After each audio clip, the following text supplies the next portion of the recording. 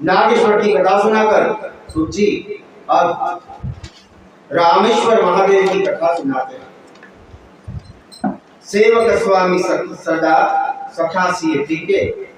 भगवान नारायण द्वारा अनेक ज्योतिर्लिंगों का साक्षात्कार हुआ। उसी में से विश्वनाथ हमने कल देखा, मेघनाथ भी हमने देखा, वो भी भगवान नारायण द्वारा घोषित, और ये रामेश्वर। सूत उवाच अतः परं प्रवक्ष्यामि लिंगं रामेश्वरं नित्यम् उत्पन्नं तं यथा पूर्वे मुषय समुदातरात् पुराविष्णुं पृथिव्यां च चावतारं सततं प्रिया तत्र सीता रावणेन प्रतीता स्वगृहंस कायां जन्तात्मजाम् अतः परं प्रवक्ष्यामि लिंगं रामेश्वरं नित्यम्। सूत जी कहते हैं, हे ऋषियों, अब मैं आपको रामेश्वर महादेव की कथा सुनाता हूँ। भगवान नारायण के श्री राम अवतार त्रेता युग में हुआ था।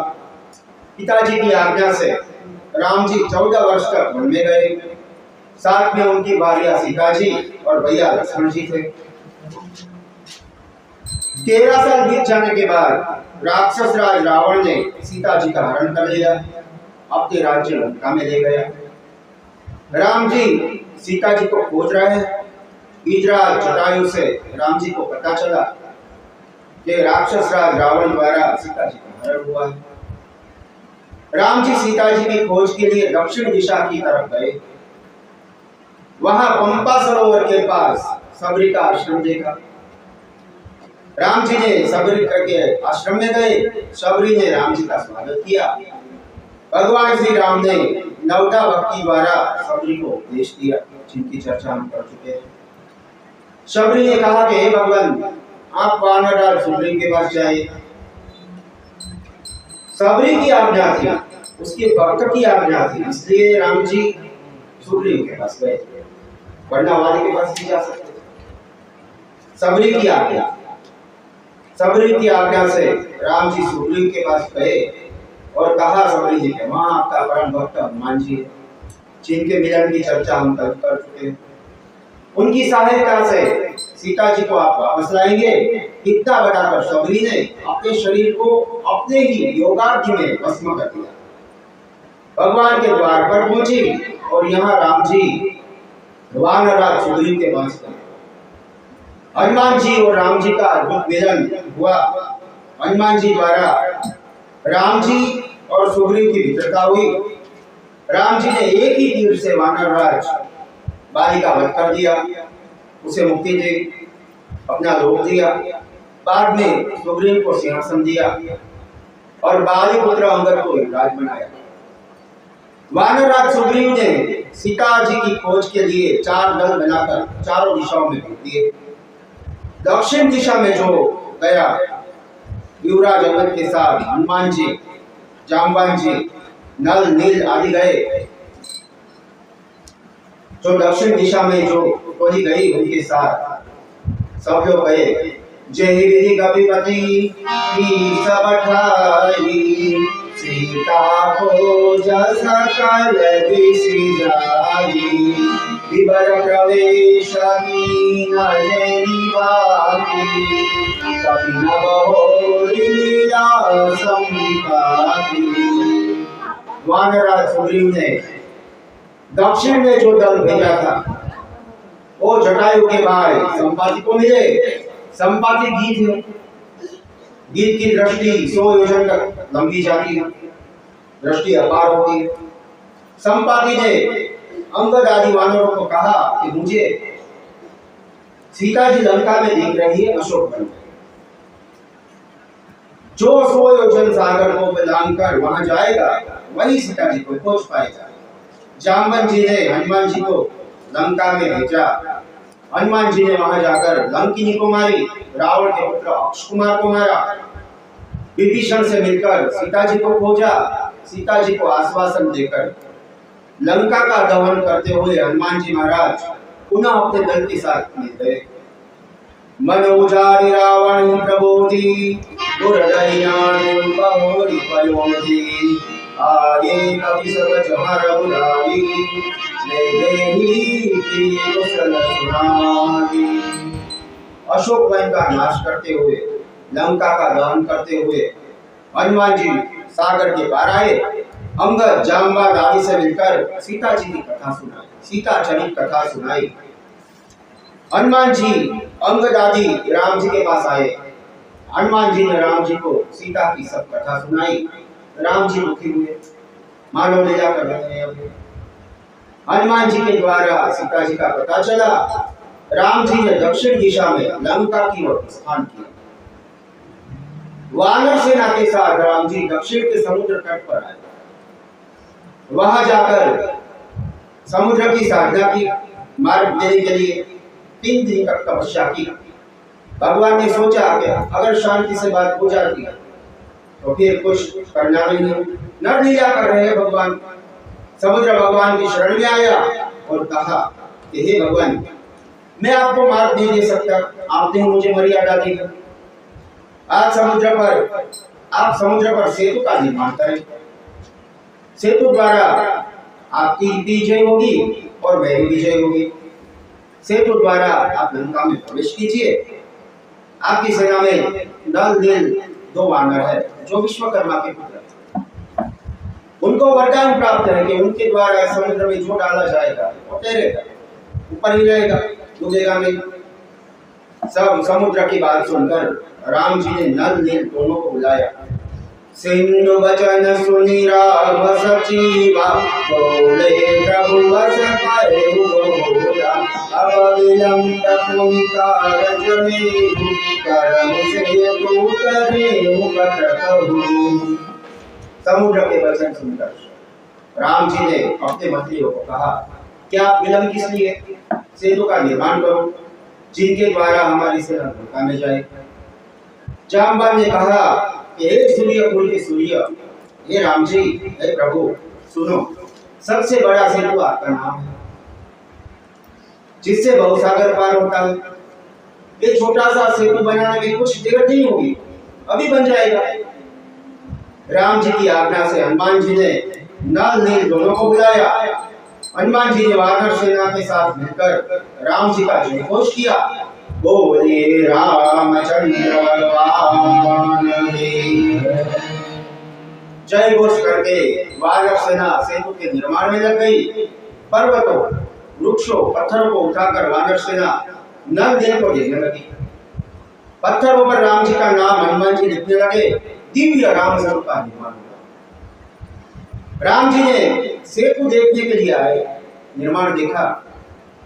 सेतु की अद्भुत रचना देखकर राम जी हंसकर बोले, परम रम्या उत्तमया धराणी, परम रम्या उत्तमये धराणी, महिमा जाई जाई वरणी, महिमा जाई जाई वरणी। करिया मुनिया शंभो साधना, मोरे हृदय परम करुणा। राम जी ने हंसते हुए कहा कि उत्तम भूमि मुझे प्रिय है, जिनकी महिमा अमित है। मेरे मन में इस भूमि में शिव जी की स्थापना करने का विचार मन में आया। वैसे राम जी के द्वारा अनेक शिवालयों का निर्माण हुआ है। जहाँ जहाँ राम जी ने वन में नदी को पार किया, नदियां को पार किया, वहां पर पार्थिव शिवलिंग का निर्माण किया। लेकिन ये ज्योतिर्लिंग उनकी कथा है। राम जी कहते हैं कि मेरे मन में इस भूमि में शिव जी की स्थापना करने का विचार है। राम जी का संकल्प सुनकर वानरराज सुग्रीव ने अपने दूत को भेजकर ऋषियों मुनियों का आह्वान किया, बुलाया। ऋषि मुनियों ने विधिवत तरीके से पूजन करवाया राम जी। राम जी ने पार्थिव शिव जी की रचना करके 16 उपचार से पूजन किया, शिव जी का आरती की, नमस्कार किया। बाद में कहा, पूजन हो गया, बाद में कहा हमारे लिए, वैष्णव के लिए ये निवेदन राम जी का हमारे लिए, कहा लिंगथा विधिवत करि पूजा, शिव समान प्रिय मोहि न दूजा, मंगल भवन अमंगल हारी,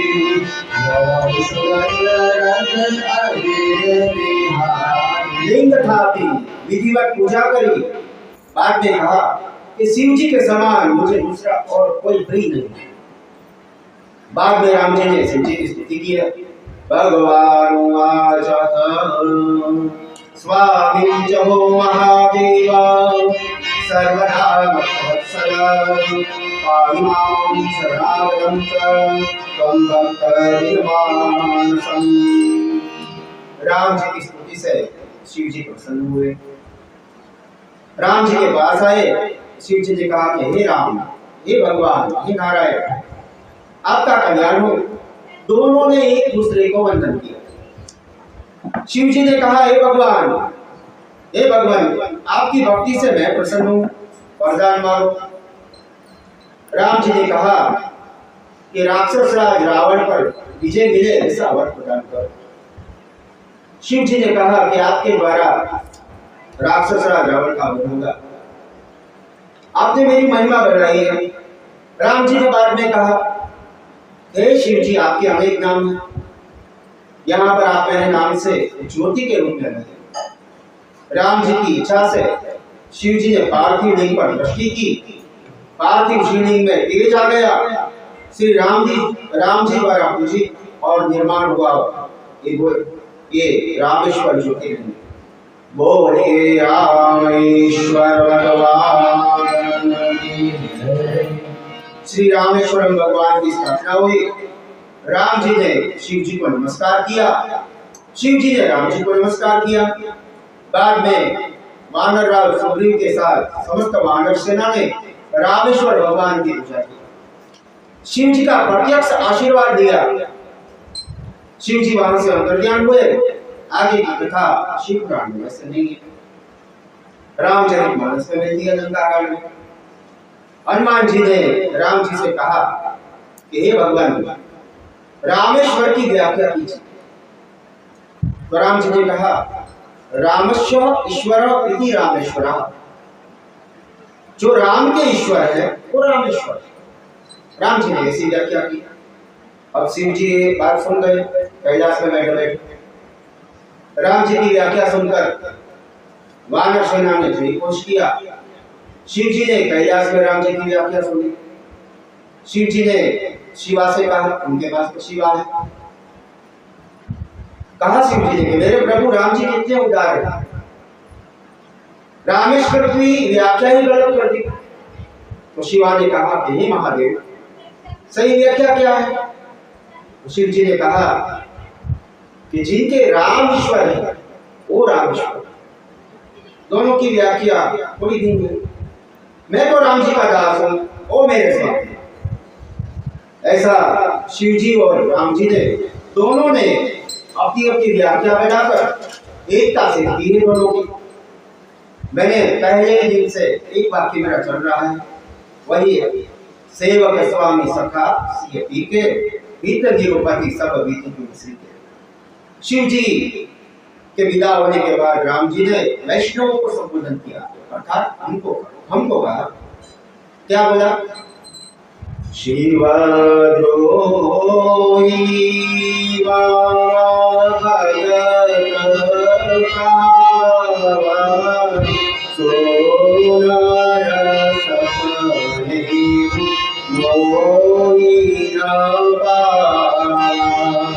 शंकर विमुख भगति चाह मोरी शंकर विमुख भगति चाह मोरी सोनर नारदी मूढ़मति होरी सोनर नारदी मूढ़मति होरी शिव जोगी भगत सोनारायण सपनी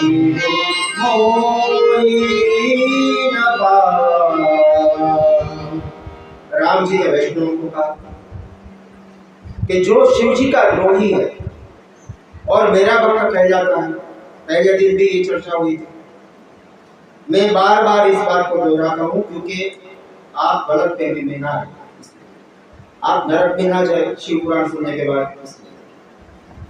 राम जी ने कहा कि जो शिव जी का द्रोही है और मेरा भक्त और मनुष्य स्वप्न में भी मुझे प्राप्त नहीं कर सकता। शिव जी के विमुख होकर जो मेरी भक्ति करता है और मूढ़मति नरकगामी होता है। अर्थात आपको राम जी की भक्ति करनी है, राम जी की भक्ति चाहिए, भगवान नारायण की भक्ति चाहिए, तो आप शिव जी के पास आपको जाना पड़ेगा। उनका वीजा वैकुंठ का शिव जी देते हैं। वैकुंठ में जाना हो, जैसे अमेरिका जाना हो तो अमेरिका की एम्बेसी में जाना पड़ता है, वीजा का स्टैंप लगवाना पड़ता है, पासपोर्ट में स्टैंप लगवाना पड़ता है। आपको अगर वैकुंठ में जाना हो तो शिव जी के पास चाहिए, वो नारायण की भक्ति प्रदान करेंगे, वही स्टैंप लगाएगा। उसी के अनुसार अगर आपको शिव जी की भक्ति चाहिए, शिवलोक में जाना, तो भगवान नारायण का स्टैंप होना जरूरी है। दोनों का स्टैंप होगा तो जल्दी जाएंगे आप, वरना नरकगामी होना पड़ता है। ऐसा राम जी ने कहा। शिव जी की भक्ति चाहिए तो राम जी प्रदान करता है, दोनों में कोई भेद नहीं, दोनों एक ही। जो भेद करता है उसे नरकगामी होना पड़ता है। राम जी आगे कहते हैं इसके बारे में, शंकर प्रियम जोई शिव जोई मम दास नर परम कल्पवरी घोर नरकमंगा सुसियार रामचंद्र जय शरणम। अर्थात राम जी कहते हैं कि जो शिव जी का भक्त, शिव भक्त और मेरा जो विरोध करता है, और जो मेरा भक्त है, वैष्णव है और शिव जी का द्रोह करता है, उसे एक कल्प तक कुंभीपाक नाम के नरक में रहना पड़ता है। कल्प क्या है? पहले दिन चर्चा हुई थी, पता है आपको कल्प? फिर से गिनती करो, चलो करवाते हैं। एक कल्प की गिनती करते हैं कि कितने समय तक नरक में रहना पड़ता है। 4 लाख, जैसे हमारे यहाँ अभी जो वर्ष चल रहा है उसी के अनुसार जो कलयुग हो रहा है, चल रहा है, उसकी अवधि 4,25,000 है। उनकी अवधि, उनकी आयुष्य अभी 5,500 हो गए वर्ष, बाकी का अभी कल बाकी है। ऐसे 4,32,000 वर्ष कलयुग के, 8,64,000 वर्ष, 8,64,000 द्वापर युग के, 12,96,000 त्रेता युग के थे जब राम जी आए। सब ये बात चल रही है। 70,28,000 वर्ष सतयुग के, सभी को मिलवाओगे तो 43,20,000 वर्ष होते हैं। 43,20,000 इंटू 40, कैलकुलेटर में हिसाब होगा आगे का, तो वर्ष होता है 60,48,00,000। ये ब्रह्मा जी का एक दिन है, इतने साल का। ऐसे ब्रह्मा जी की आयुष्य 100 साल की। इतने समय तक, यानी 14 मनवंतर खत्म हो जाए, 4 युग खत्म हो जाए, उतने समय तक अगर विरोध करोगे, 5 देवों के, ये तो 2 की बात है, 5 देवों में विरोध करोगे, आपके इष्ट देव जो भी हो, भगवान नारायण है तो नारायण को केंद्र में रखो, सभी को नमस्कार करो नारायण समझकर। नारायण ही है सब। आपने देखा ना, मोहिनी अवतार भगवान आदिशक्ति के रूप में ही है। गणेश महाराज भगवान नारायण ही है।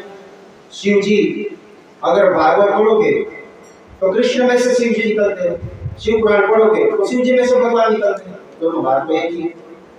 पांचों का विरोध करो, वरना इतने सालों तक नरक में कुंभीपाक नाम के नरक में रहना होता है।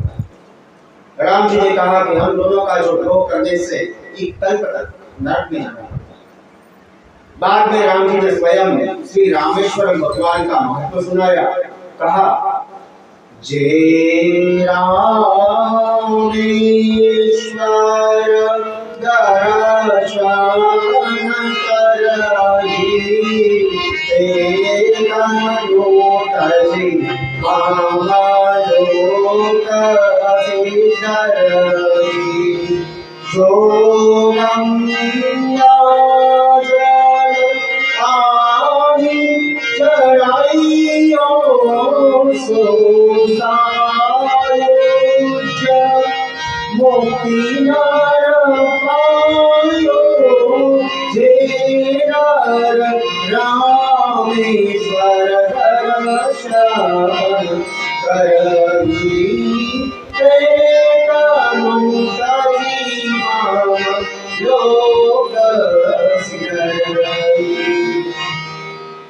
भगवान ने कहा कि जो मनुष्य रामेश्वर भगवान का दर्शन करेगा, सुनिए ये शिव जी है रामेश्वर भगवान, जो उनका दर्शन करता है, राम जी कहते हैं उसे मेरे लोग वैकुंठ की प्राप्ति हो। जो मैंने अभी आपको कहा कि भगवान शिव जी का स्टैम्प होना चाहिए तो वैकुंठ में आप जा सकते हैं। और गंगा जी से, जो उत्तर में से हरिद्वार में से गंगा जी को लाकर रामेश्वर भगवान को अर्पित करेगा दक्षिण में, उसे सायुज्य मुक्ति अर्थात भगवान नारायण के ब्रह्म स्वरूप में उसका वास होगा, उसका दूसरा जन्मदिन होगा। और जो निष्काम भाव से रामेश्वर भगवान की पूजा करेगा, सेवा करेगा, उसे शिव जी मेरी भक्ति का वरदान दे। राम जी शिव जी मेरी भक्ति का वरदान दे। होई काम सो छलक जही भक्ति मोहि ते सुंदर देवै। अगर आपको भगवान की भक्ति चाहिए तो भगवान नहीं देंगे। क्यों? क्योंकि वो बनते हैं भक्ति भगवान नारायण। अगर आपको नारायण की भक्ति मिल गई तो बन जाएंगे। आपको भगवान की भक्ति चाहिए तो शिव जी देंगे। इसी प्रकार से शिव जी की भक्ति चाहिए तो भगवान नारायण देंगे, तुरंत मांगना ही चाहिए, तुरंत देंगे। बाद में कहा कि जो मेरे द्वारा निर्मित यह राम सेतु का दर्शन करेगा और मनुष्य श्रम के बिना बहुत सागर पार होगा। ऐसे निवेदन करके राम जी ने सेतु पर वानर सेना के साथ प्रयाण किया। गजानन गणपति महाराज का नाम लिया। राम जी ने पहला चरण रखा, बाद में सेना चली। लंका में जाकर रावण आदि राक्षसों का राम जी ने संहार किया। सीता जी को पुनः प्राप्त किया। रावण के बाद विभीषण को लंका का राजा बनाया। राम जी, सीता जी, लखन जी सहित अवध की रक्षा। साथ में मुख्यमंत्रीगण सुग्रीव, विभीषण, हनुमान जी, जामवंत आदि है। पुष्पक विमान में बैठकर राम जी पुनः रामेश्वरम में आए लंका से। सीता जी के साथ पूजा की। बाद में राम जी अगस्त्य मुनि को मिले। उन्हें मिलकर बार-बार मुनि के पास पहुंचे। बार-बार मुनि से मिलकर राम जी श्रृंगेरपुर पहुंचे। वहां से भीलों के राजा और केवट को लेकर भगवान अवध चले। अवध में राम जी का राज्याभिषेक हुआ। राम जी राजा बने। अवध में महाउत्सव हुआ। ऐसे रामेश्वर भगवान का महत्व बताया।